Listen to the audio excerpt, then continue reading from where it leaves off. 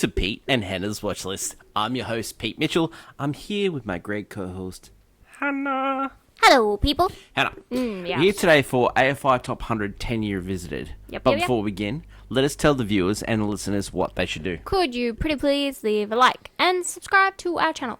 And leave a comment down below your feedback on the show. Thoughts, feelings, criticisms, all that jazz. Tell us. Hit the notification button and you'll get great content like this one, including What's Next, where we review Mickey 17. Yep, funny. AFI Top 100, unveil that movie soon. And then tomorrow is movie news. Also, we have reviews, previews on the channel. All that jazz. Hannah, Yes. let us begin with AFI Top 100 10-Year Visited. And this week it is Bridge on the River Kwai. Bridge. It is number 36, down 23 spots from the Whoa. previous list. Yep. I have seen this many times. First Wow. time for you. First time for me, yeah. Where do we watch it? We watch it on this. Steelbook 4K. Cool. Oh, Steelbook 4K copy. That's a nice Steelbook. It's actually real nice looking.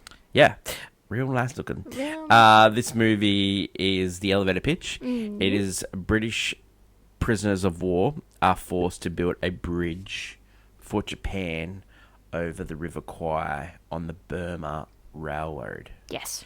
This is directed by David Lean. David Lean is one of the most famous loved directors of all time. He is loved by the great Steven Spielberg. He directed this, but he also directed Lawrence of Arabia. Of course. Which is later on this list. Screenplay was done by Carl Foreman and Michael Wilson, but they weren't credited at the time because they were blacklisted for communist views. Yep. It was based on a book by Frenchman Pierre Boulez, produced by Sam Spiegel. Again, another huge producer. He produced. I'll go through some of his producing credits. Yeah. He produced. Man, this guy's a legend too. Just one producer too. He produced Lawrence of Arabia. Yes. On the Waterfront. Whoa. Bridge on the River Kwai. Whoa. All three on the AFI Top 100. Yeah. He also produced The Stranger, The Last Tycoon, The Swimmer, just all time, just up and down. The African Queen. Also on this list. Also on this list. Now. Just what a legend. So he picks a winner. Yeah, he's up there with one of the greatest. Yeah. Starring in this movie, William Holden. We've already seen him in Network. Alec Guinness. We're going to see him again on this list. Jack Hawkins. We've already seen him on this. Ben-Hur. That's right. Judah Ben-Hur. Drink up. Sissy Akamahe. He was... I absolutely butchered that. Sorry about that. He was a Japanese actor. He had credits right going back to the start of film. He was unbelievable. Oh, yeah? James Donald. We saw him in The Great Escape. Yes. Not on this list. No. Shocking, though. Yeah. Cinematographer Jack Hilliard. You have editor Peter Taylor. Music Malcolm Arnold. Won Grammys, Oscars. Horizon Pictures was a production company, and it was distributed by the Great Columbia Pictures. It was released in a London premiere on October 2nd, 1957, and in the United States on 14th of December 1957. It was eligible for the 1958 Oscars. It goes for 161 minutes. It had a budget of $2.8 million, which is about equivalent to like $29 million now. Yeah. And it made $30 million, which is now 319. But that's just America. That's not including the rest of the world, this movie was very popular around the world. Yeah. Let's talk about some of the movies of 1957. You had Don't Go Near the Water for MGM. You had Gunfight at the OK Corral, Paramount. Pal Joey with Frank Sinatra. Musical, yeah. Yep, Columbia. Island in the Sun and A Farewell to Arms, 20th Century Fox. Raintree Country, MGM. Old Yellow. Oh, whoa. Buena Vista. Search for Paradise, Cinerama releasing. Sayonara, which was stars Marlon Brando. Peyton Place, which is a very popular movie for 20th Century Fox. Yeah. And the number one grossing movie of that year, Bridge on the River Kwai. People loved it. That's great. So, Cool. That's really how this movie got made. Boulet's novel was not real. It's fictional. It is not a true story, Oh. but it's based on a true story of the Burma Railroad, which was constructed in 1942 to 1943. Thousands upon thousands of people were killed in making this railroad. Oh. So this railroad was constructed on the coast. It was for Japan to increase their war footing. It was built from Thailand all the way up through Burma, which is called Myanmar now. And so it wasn't a real story, but it was Based on used. the. It was initially scripted by Carl History. Foreman, who was later replaced by Michael Wilson. Both writers had to work in secret, as they were Hollywood blacklist. They fled to UK in order to continue working. As a result, Boulay, who did not speak a word of English, was credited and received the Academy Award for Best Adapted Screenplay. Wow. Many years later, Okay. Foreman and Wilson received an Academy Award for their work. That's nice. The 8 months of filming began in October 1956. A scouting expedition of the real River Kwai had shown it was unsuitable for location. So Jack Hawkins, who said, you know what, it would be a great place, it would be Ceylon, which is in Sri Lanka. So Ceylon at the time that's what it was called. Now it's called Sri Lanka. Yes. So the site was remote, and a compound of bungalows had to be built for the crew. The real name of the bridge of the River Kwai on the 258-mile-long Burma Railroad between Bang Pong, Thailand, and Burma was built from 40 to 44, and the bridge was called just a simple Bridge 277. The river is the Mekong River, and which passes through the valley of Kwai Non River. Kwai means buffalo and was a mispronunciation of Thai due to its similar sound. The name was used by the Japanese government, and it is 1,000 millimeters, 3 foot by 3 gauge rail. So that's the rail that they used. This film, on this list, of course, but it is actually the number 11th movie of all time for British filmmaking. Oh, okay. So this is how popular this movie is. Yeah, wow. The film was relatively faithful to the novel with two major exceptions. Shear was a British commander in the book and was like an officer warden. He became American sailor. Also in the novel, the bridge is not destroyed. The train plummets into the river from a secondary charge placed there by Warden, but Nicholson never says, "What have I done?"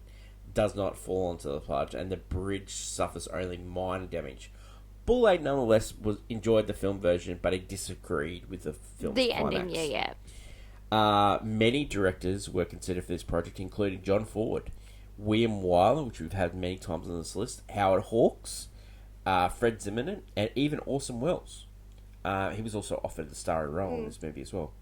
The film was an international co-production between Britain and the United States. Hence why they chose William Holden and ended up changing his character To an American, to American. Director David Lean clashed repeatedly with cast members, particularly Guinness and James Donald, who thought the novel was anti-British. Lean had a lengthy row with Guinness over how to play the role of Nicholson. The actor wanted to play the part with a sense of humour and sympathy. Because Alec Guinness, before this role, he had done a lot of comedies. And so this was his first serious role. Oh, is a comedy turned serious. Yeah. Okay, cool. So he was like, I don't want this guy to be a bore. On the other, Okay, they I see argued the scene where Nicholson reflects on his career in the army. Lean filmed the scene behind Guinness and angrily exploded when Guinness asked him why he was doing this. After Guinness was done with the scene, Leon said, "Now you can all F it up and go home, you English actors. Thank God I'm starting to work with an American actor, William Holden, tomorrow." So it wasn't like they didn't get on really that great. All right, the British. A lot of the research for this movie was done via interviews that were on the 4K version of this movie. So Yeah. a lot of the research was done for this. Rewatching that was really actually quite cool because I'd never seen it before. Even though I'd seen this movie, I've never seen none of these interviews. One was from 1988 with Barry Norman. Lean confirmed that Columbia almost stopped filming for after 3 weeks. There was no white women in the film, forcing them to add what he called a terrible scene between Holden and a nurse on the beach. The nurse thing, yeah. It just didn't make any sense. It doesn't. The filming of the bridge It's such an odd explosion thing. was done on March the 10th, 1957, in the presence of the Prime Minister of Ceylon. Yep. And a team of government dignitaries. However, the cameraman, Freddie Ford, was unable to get out of the way of this explosion in time, and Lean had to stop filming. The train crashed into a generator on the other side of the bridge and was wrecked. It was repaired in time to blow up the next morning. And the Prime Minister of Sri Lanka was there, and his entourage was present.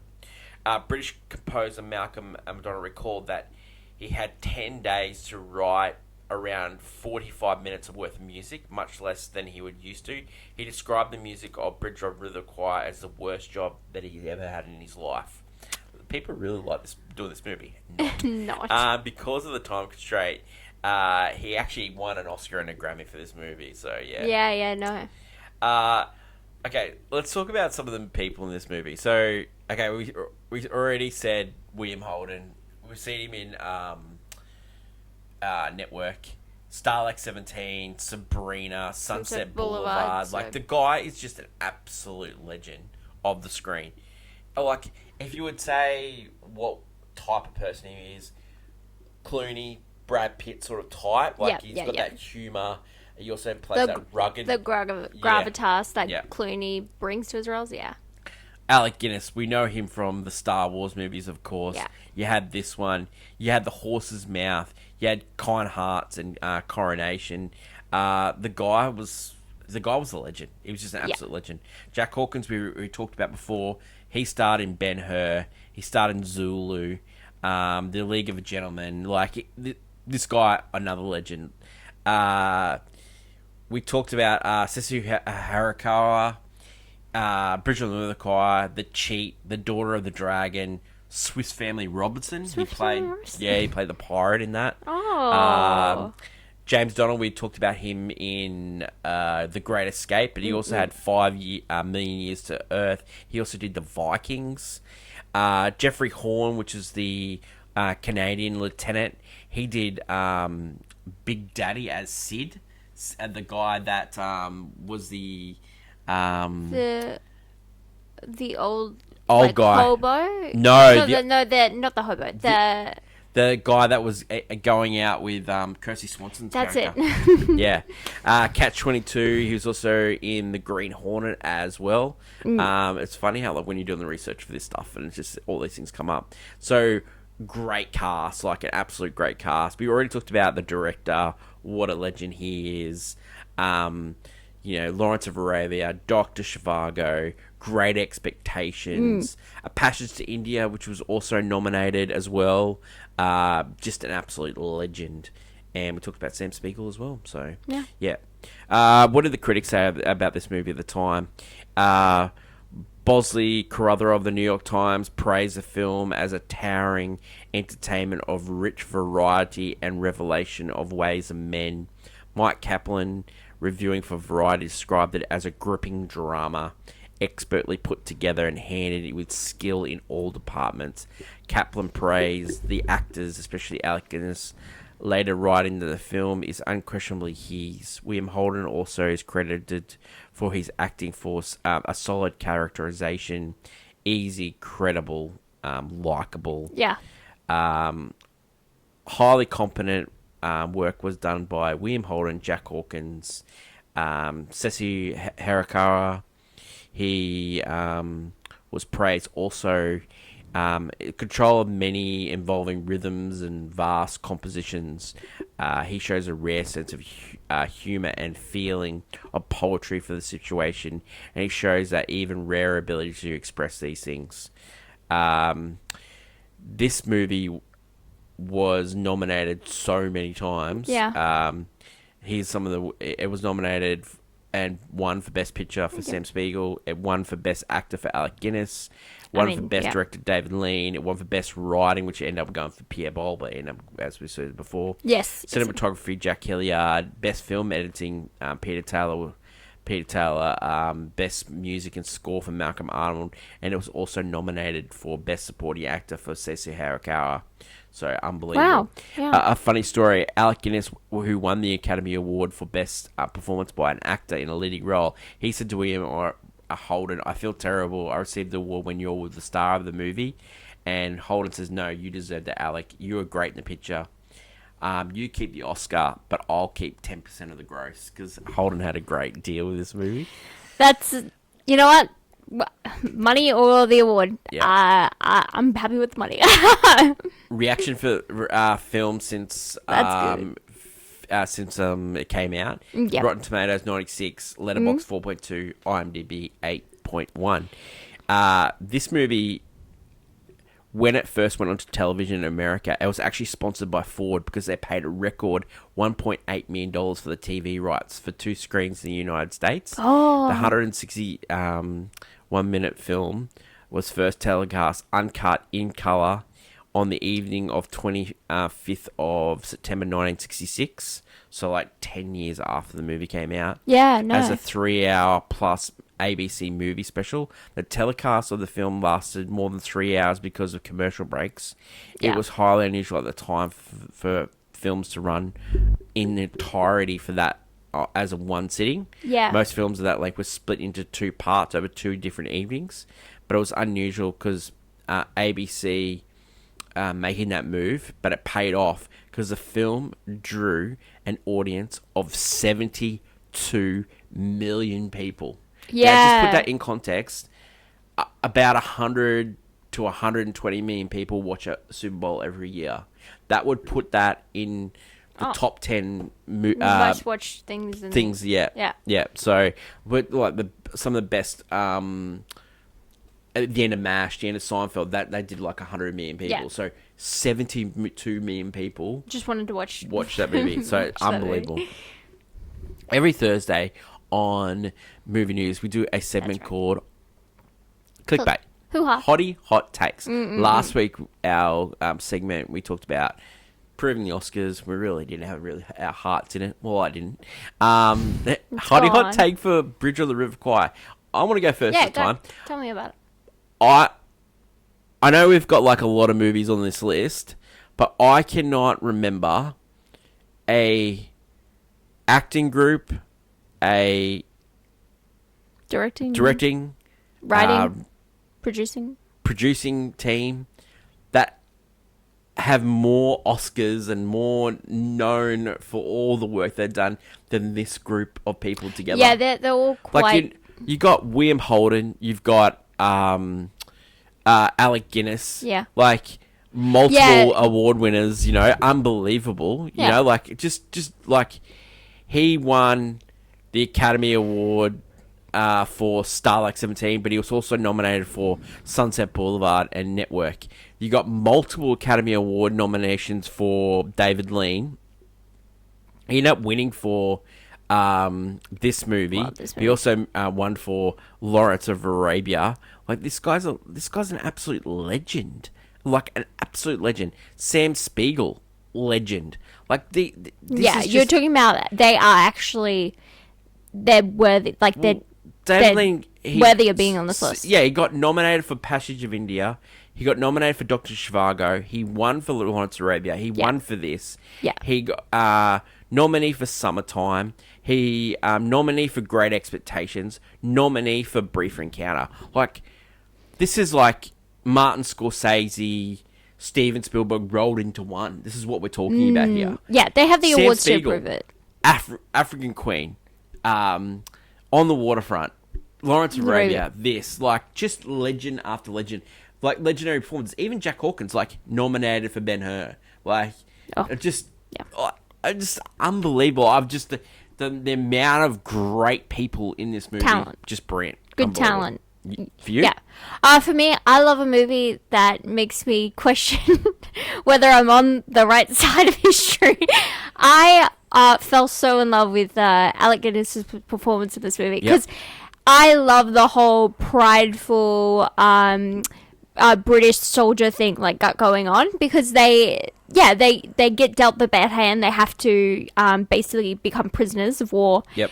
And he's like, okay, but we're going to show you we're the best at being prisoners of war. And he's like, and we're going to construct the best bridge you've ever seen. And he gets so, like, it's about his pride and showing how great the British soldiers are that he completely doesn't understand that he's doing the wrong thing. Unbelievable. And you know what? I was really proud of his bridge work. He's like trying to do the right thing. Yeah, but not doing the right thing. But there's sympathy because you know that from the Japanese, like they're not going, like his head is on the line. Yeah. Like we're talking about the fact that if they don't do this, you know, heads will roll and everything's gonna go bad. And I'm like, there's sympathy here. And when a movie's making me question, and I'm not caring for the American, I'm like, whoa, wait, what was the point of this movie? Was it not? Black and white. Yeah, they're grey. Yeah, 100%. Well, I mean, we've seen there's so many depictions of war in this. In this. It's funny how like we got last week we did Best Years in Our Lives, and this is an actual World War II movie. Coming back, and then, but also when you go back, like Saving Private Ryan, I question why you would send people out just to find one guy. Yeah. Yeah, but you know, it's. You question why they're building this bridge. You know? I don't question because I was like, he was proving a point. Brother was proving a point, and you know what? When a movie makes me go, "Hey, I understand." great point, Hen. I love it. Okay, let's get on to our review. Scene breakdown. Mm-hmm. Okay, the movie starts off, prisoners marching into camp. So the song that they're singing, they're humming, is actually a World War II, so right up there with over here, over there. Oh, but this one, David Lean actually wanted them to sing the song, and I'll give you the words of this song, Hen. It's called "Hitler Has Only Got One Ball." Okay, cool. It's a popular World War II. It's a parody version of Colonel Bogey March, poking fun at Adolf Hitler and various other Nazi leaders. That does sound like Sam the British. Spiegel told him it was too vulgar, and let's just do the whistling version. So that's what we got, which is famous. Like, if you whistle this version... Yeah, we got it's probably copyrighted. I can't remember. Yeah, people... Isn't it like people know this for this movie. The Greatest Escape also? Yeah, Isn't it that same tune? Yeah. Oh, when Maggie's trying to get out of the daycare? 100%. That's the same. Okay, so we see first time we see Shears, which is played by William Holden. He's digging graves, and he's like doing deals. So he's always up for a deal. Yeah. The new prisoners come into the work. They're whistling the tune. We got shabby clothes. We got holes in the shoes, but they're marching perfectly. Mm-hmm. Nicholson is played by Alec Guinness. He's talking to the Colonel Sato. Japanese camp number 16.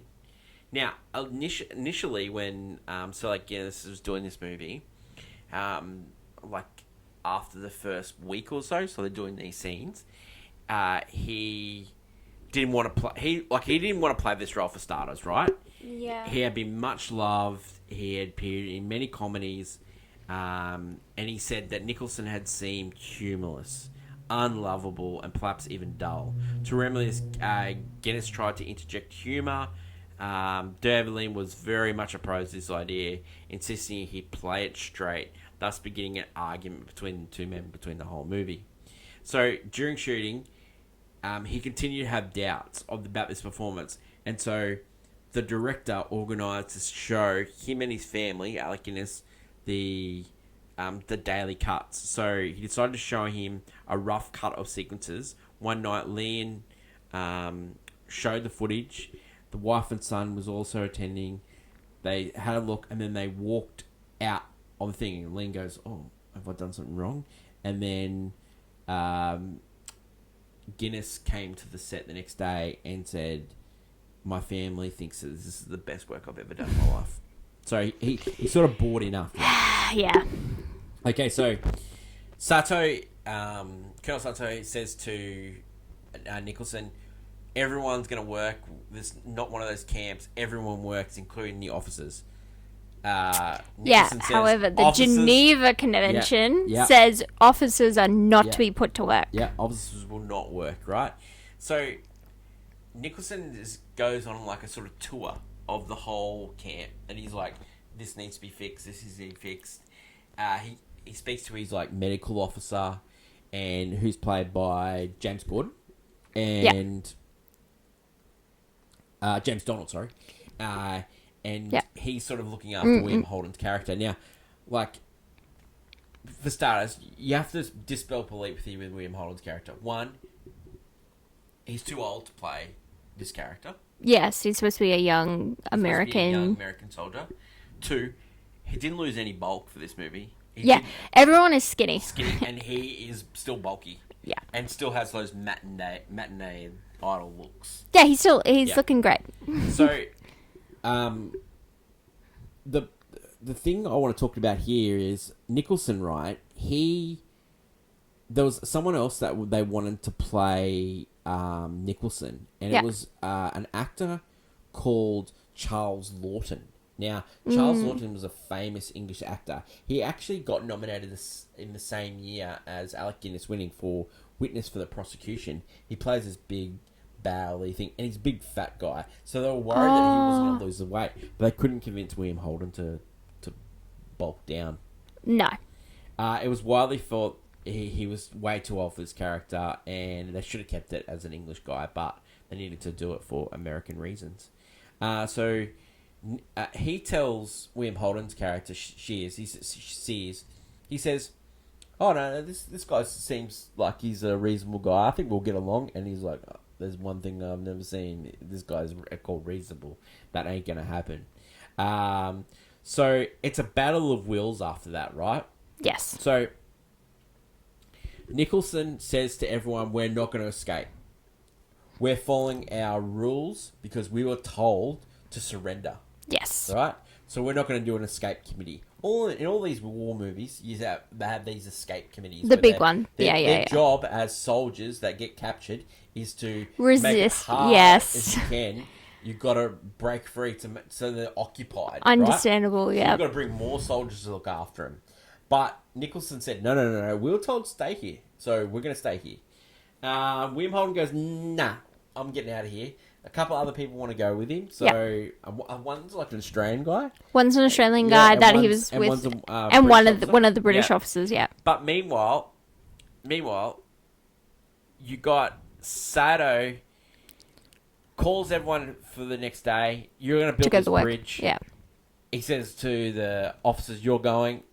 Alec Guinness, no. So he gets them to stand out in the sun all day, right? Yeah, well, because they haven't been dismissed. Yeah. So they are following protocol and are standing there. Well, in a weird way. Not they haven't been dismissed, but they've been told that you either go with your fellow man, yes, or you stay there. Yeah, basically. And so they're staying still, right? And then Sato ends up bringing out a gunner, and he's going to shoot them all.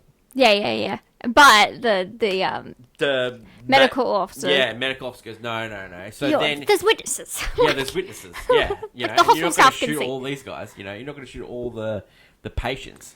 So Sato goes, "Okay, you're going in the hot box." The hot box. And then the others are going into like the other hot box. But it's like a bit more space, a bit more, bit more luxurious, I would say. Well, there's an air hole, whereas the other one is just straight tin. House, right? So it's a battle of wills here. And then the doctor says, "Okay, you need to give us a chance to see these guys, And he goes, "Okay, you can see these guys, but let him know that if he doesn't come to the party here, because nothing is going, the men are not doing what they're supposed to be doing. Yeah, they rally properly. The bridge keeps falling apart and all this stuff like that. They're kind of rowdy and not listening to orders. 100%. And because the men think they're doing their job. Yeah, well, there's also a language barrier going Yeah, on. true. Yeah, true. And the guy that's in place is not an engineer. He's just like, Yeah, he's just forced to do the work. He's 100%. like, I don't know, bitches. So the doctor says, okay, I'll go talk to these guys. 5 minutes. But Sato says, hey, also say we're gonna kill all the people that are. We're lowering their rations. Yeah. We're gonna start. No, we're gonna kill all your hospital people. Yeah, we're gonna put them to work. Yeah. But also, can I just say, it's been 3 days when he goes to see them. Yeah, 100%. They should be like on the verge of death. Yeah. These people, like on the verge. So unless they're getting food and sustenance. So the doctor goes to see Nicholson in the oven, right? The prisoners are singing to him as well, like when they come back and all this stuff. Like it's really actually heartwarming. Yeah, I know. Camaraderie, We've had 3 people try to escape. Looks like all of them have died. The doctor says that to Nicholson, and he goes, "Oh, it's so silly. I can't believe that they did that." Nicholson says to the doctor, "Sato's mad," not knowing that I think you're mad, a little bit mad as well here. Yeah. And then he says to the doctor, "Here is where we must win through." Yeah, because once you give in to one thing, it'll just keep happening. Yeah. That's why it's a battle of wills. He knows eventually Sato. So the doctor goes out, and then the other officers that we were. Yeah, he just shakes his head. He's like, and they're like, not gonna happen. "Oh, he's not giving in," So we go from there, and we see Sears is looking for worse for wear, but he finds a sort of like a local village, and they take him to the Red Cross. And he's living the life of luxury. Yeah, 100%. So Sato, he takes us a different view now. He takes over the engineering for the bridge. Yes. He says, "Okay, I'm going to be nice. I'm going to give all the men all their Red Cross stuff." Yeah. So he feeds them. He says, "Okay, we're going to have the rest of the day off, and then we're going to start anew." So he thinks it's all going well. And then the bridge... He sees them... Yeah. He sees the bridge falls down again. And then they start diving off it. So he's got to like May 12th to figure this out. Or he's like... And it's February. Yeah. Yep. So they've already lost a couple of weeks here. And then finally, Sato meets with Nicholson. They have a meeting. They have like a drink, like a Johnny Walker. And it's sort of like... He's sizing them up each other. Yeah.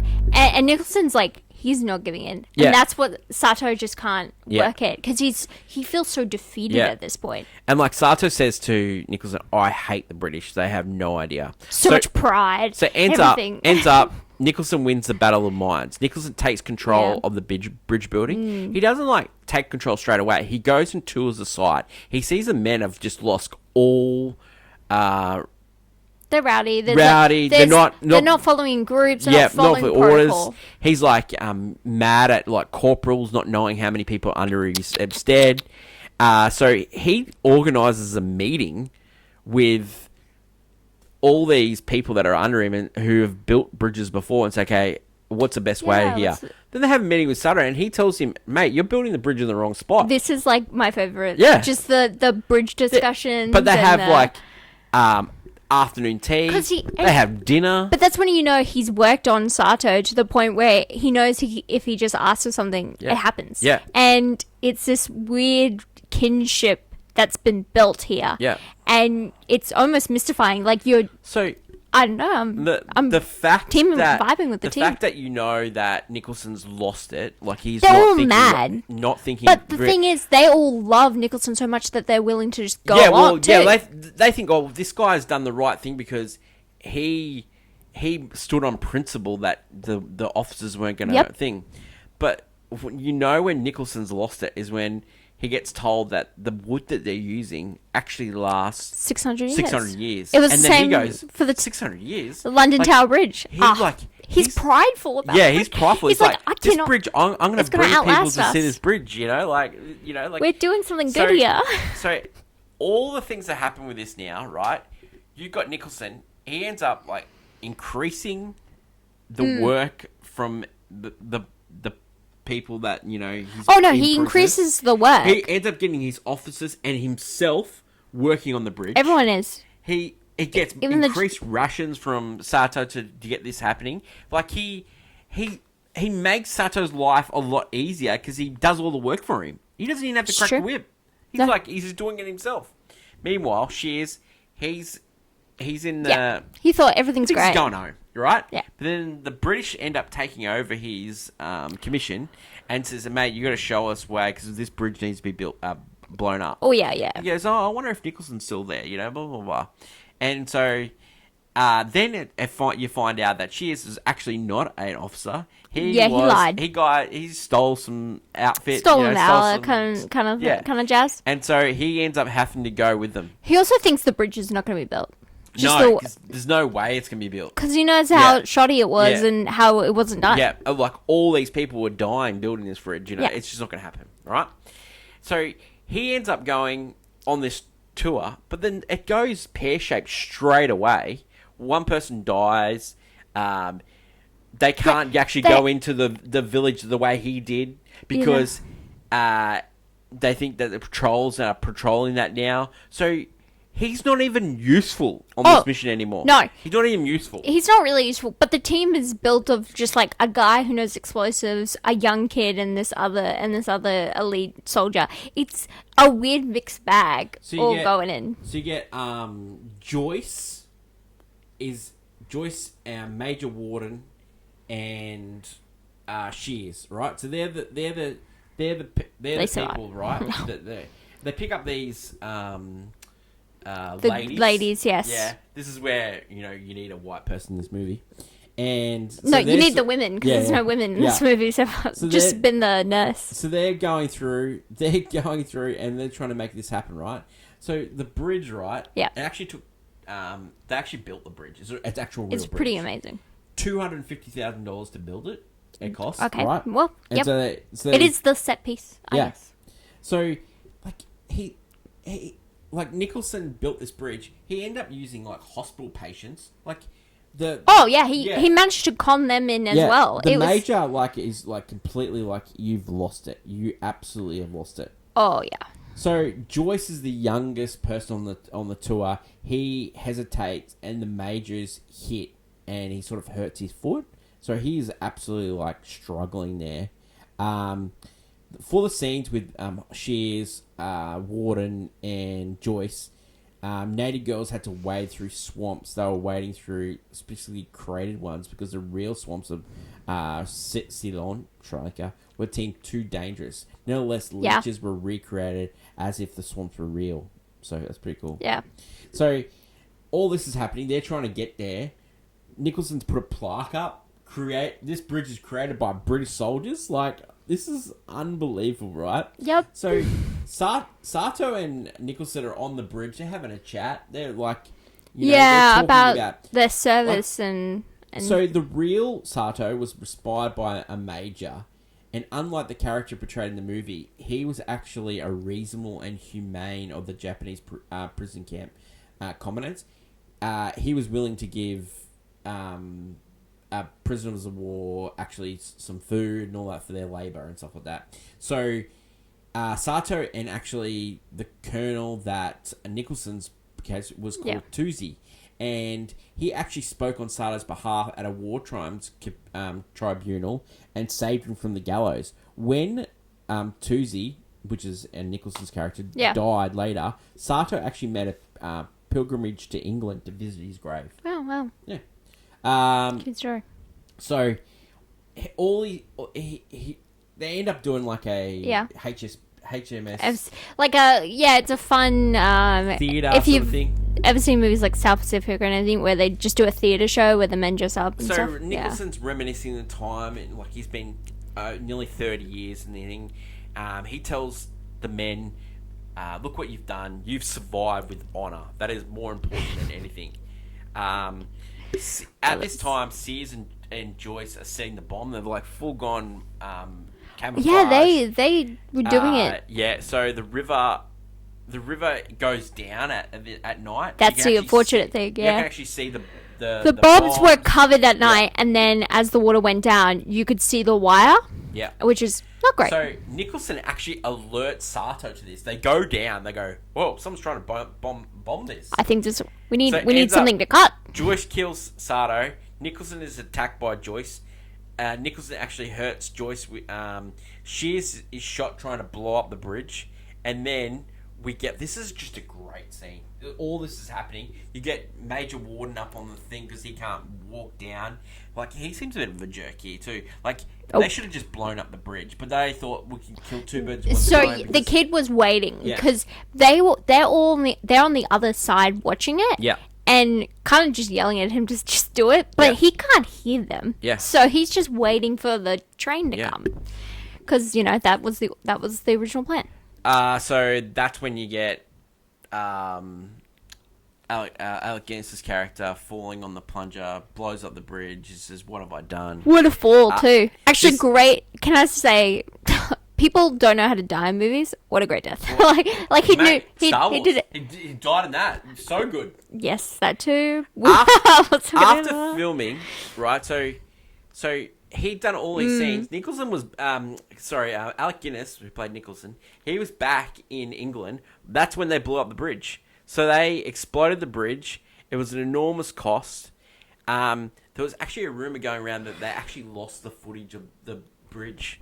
That'd be crazy. Yeah, they actually found it in Cairo, of all places, because someone would have been. Was like, he was really paranoid. He had other people film broken up into 5 pieces, so 5 different canisters, and was 5 different planes back to London. Man, he was doing Avengers secret. Yeah, I can't let anyone know what's happening. The doctors are looking at this. He sees the plaque going down the river, and he's just like, madness, utter madness. Reasons to see. What a movie. Great craftspeople. Just absolute all-time classic of... it's a movie about... Not only is it about war and what war does to people, but it's also about honour and how you can be clouded your loyalty. You can be clouded by judgment of you're trying to do something so important in your head, but you're actually clouded from what the moral implications of it. There's a grey area of this movie, and it's quite wonderful. Yeah. Reasons not to see. I think, for me, and I've always had a problem with this, because Nicholson is like I think he's one of the baddies of... He's a bad guy. He's a bad guy, right? In my opinion, right? Well, not everyone's opinion. I don't know. I find it really hard to watch movies where everyone in this movie... We're rooting for the bad guy? I'm not rooting for anyone in this movie. For me, okay. He's dodgy. The Major, I don't like Shears. The Colonel Sato, he seems like a jerk. Nicholson, jerk. But everyone seems like, war is, I don't know. For me, it's hard to watch movies like that when you have no one to root for. There's just no one to root for in this movie. I completely understand that. On the opposite end, I love rooting for... I totally root for Alec Guinness in this movie. 100%. Right on, that's my guy. Hannah, does this deserve to be on the list? Honestly, I was questioning it when I first watched this. When I was the start of this movie, I was like, another war movie? Do we really need another? And by the end of it, I was like, we do. I was like, no, I think this one is definitely supposed to be here because it's so different from the other ones. Yeah. Just the implications, the moral ambiguity, the moral, but also what you said, how the fact that it has this prized talent behind this movie, and it's important. It's very important. Are you surprised that it has dropped so much, like dropping those 20%? I think spots? Because it's like this movie should have been. It's. I think it is at 13. But I think when you have people won't like, it's not on people's minds when they go best movie I've ever seen. It's like it doesn't. You know who loves this movie? Steven Spielberg. He does. And he filmed Temple of Doom scenes because this is where this was filmed. Yeah, that's cool. Love that guy. I think it deserves to be higher. Would you buy it on Blu-ray? Yeah. Yeah, well. Yeah. That's a great 4K Steelbook copy. Love that. Every movie on this list needs this. Steelbook? Yeah, we wish. 100%. But not all the time. I think 100%. Would you buy it on Blu-ray? We've already done that. Yep, would you watch this again? You know it. Yeah, I wouldn't mind. And rating for this movie. You know what this movie is? You want to put that at all-time classic? It is. I'll tell you why. When I first saw this movie, I was young. I think I was like think I was like 12 when I first saw this movie. Wow. Okay. And I saw this movie and I loved it. You know who I loved in the movie? And like, shows. I love William Holden. I loved William Holden when I was young in this movie. You're on the wrong side, man. Then rewatching this as you got older, you go for Alec Guinness. No. Oh no! I started. You remember how they're all wrong? I started despising all the characters in this movie, and then rewatching it this week, and I watched it twice. I rewatched it twice, and both times I was really grasping with how much I despise every person in this movie. Wow, I don't. I only really dislike. That says a lot William about Holden's character. He's kind of like a selfish guy. Don't you also don't like Major Warden? Like, you trick Sears into going to things. No, I don't like them either. Yeah. Right. But it's more like, didn't trick Sears. Sears had to go because, you know, he wasn't the greatest of guys. Yeah, no, but he could have tossed Sears loose as well. He wasn't going to because he needed a fallback. Yeah. He needed another guy. Because that movie, that's a suicide mission. Yeah, 100%. That was. And he didn't want to put another one of his guys on it. That's what it was. So you come around? So they're all dodgy. But no. All-time classic? Oh, no. I think it deserves the all-time classic. Good work. Good work, Hannah. When I watched this movie with her, I knew that she would love the Alec Guinness character. I friggin' knew it. Not because of, like, just because it's Alec Guinness. I just knew, one, this guy's uptight. Hannah, uptight. Two, morals. Hannah has the best morals that you've ever seen in your person. And takes, like, when people have a high and falutin, as long as they have a moral center and that they are not corrupted by those morals, she will side with them, even if they're completely wrong. Yeah. But, like, Thanos, like, you know, his morals... Hannah had some great ideas. Thanos had some great ideas. Thanos had some great ideas. And you were there for it. You know who also is moral high and mighty, and I kind of was on that team? Team Cap. He was moral high and mighty. And he's wrong, but also... Wow. But he had Bucky on his team. I think his convictions were right. I don't want to talk about this right now. I'm Team Iron Man, but I think he was right. Oh, mate. Okay. That's what I... Before we get into absolute chaos, this is what I'm talking Pure about chaos. Here. Thanks for watching this show. Thanks for listening. Yes. Next week. Yes. This one you will not like. Ooh. We're going something different on this list. Uh-huh. It's a romantic comedy. Ooh. It stars Diane Keaton. It stars Woody Allen. Oh, no. And it's called Annie Hall. This is Ted Mosby's favorite movie. Yeah. I gotta understand why it is. You have never seen it. You know what? I'm gonna watch it and be like, that totally makes sense for Ted Mosby. This is one of the movies when you realize that you love film and you get told by all these people to see this movie, and then when you're a teenager, you see this movie and you go, oh. Now... I'm scared. I know what you're talking about. I've been on that. Yeah. When you watch this movie, 100%, I do not think there's a chance that you will like this movie. Not a chance. But we'll find out. So that's a cliffhanger if I've ever heard one. We'll find out if Hannah likes Annie Hall next week. That is it for today's show. Tomorrow, movie news. Mm-hmm. Long live cinema. And until we meet again, it's bye for now. Bye.